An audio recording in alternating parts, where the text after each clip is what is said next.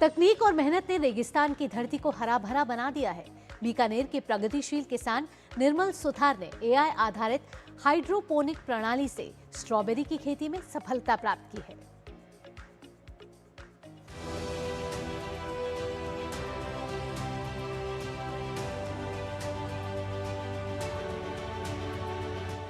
बीकानेर का मरुस्थलीय परिदृश्य, सीमित जल संसाधन और कठोर जलवायु परिस्थितियां, लेकिन अब इन सब के बीच खेती की तस्वीर बदल रही है।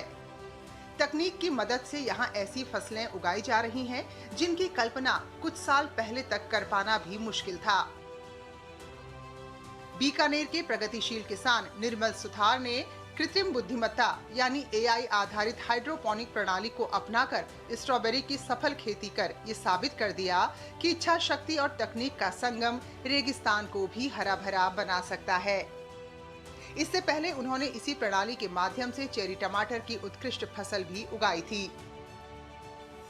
हाइड्रोपोनिक प्रणाली में मिट्टी का उपयोग नहीं किया जाता, बल्कि पौधों को पोषक तत्व से युक्त पानी के घोल में उगाया जाता है। जब इस प्रणाली को एआई तकनीक से जोड़ा जाता है तो पूरी खेती के स्मार्ट सिस्टम में बदल जाती है। ग्रीन हाउस में लगे सेंसर लगातार तापमान, आर्द्रता, प्रकाश और पोषक तत्वों के स्तर की निगरानी करते हैं।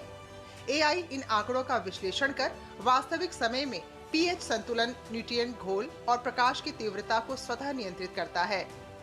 इसका परिणाम ये होता है कि पारंपरिक खेती की तुलना में लगभग 95% तक पानी की बचत होती है और उत्पादन 3 गुना तक बढ़ाया जा सकता है।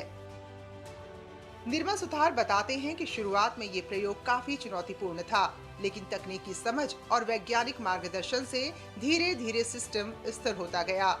चेरी टमाटर की सफल खेती ने उनका आत्मविश्वास बढ़ाया और अब स्ट्रॉबेरी जैसी उच्च मूल्य वाली फसल ने उन्हें बेहतर बाजार और अधिक लाभ दिलाया है। मैंने स्ट्रॉबेरी की खेती की है।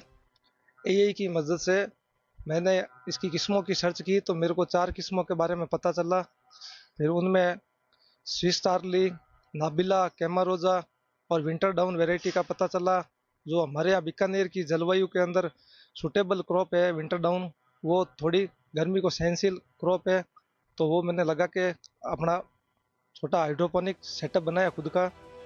इस प्रक्रिया में स्वामी केशवानंद राजस्थान कृषि विश्वविद्यालय का महत्वपूर्ण सहयोग मिला।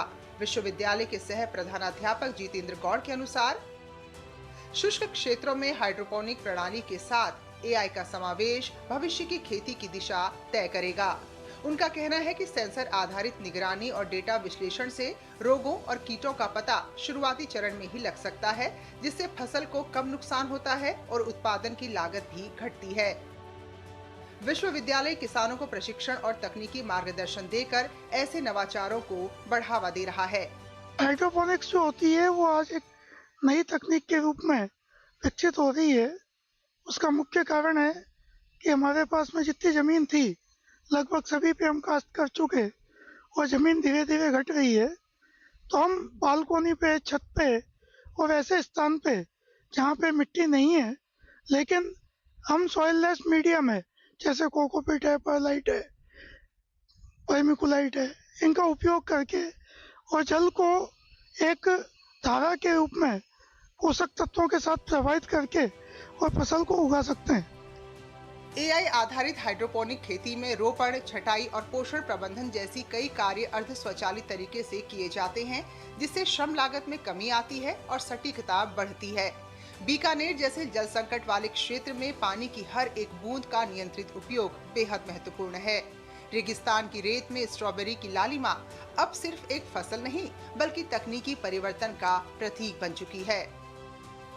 निर्मल सुथार का ये प्रयोग दिखाता है कि आधुनिक कृषि पद्धतियां, वैज्ञानिक सहयोग और डिजिटल तकनीक मिलकर ग्रामीण अर्थव्यवस्था को नई दिशा दे सकते हैं। बीकानेर में उग रही ये स्ट्रॉबेरी आने वाले समय में स्मार्ट एग्रीकल्चर की मजबूत नींव साबित हो सकती है। Bureau report, DD news.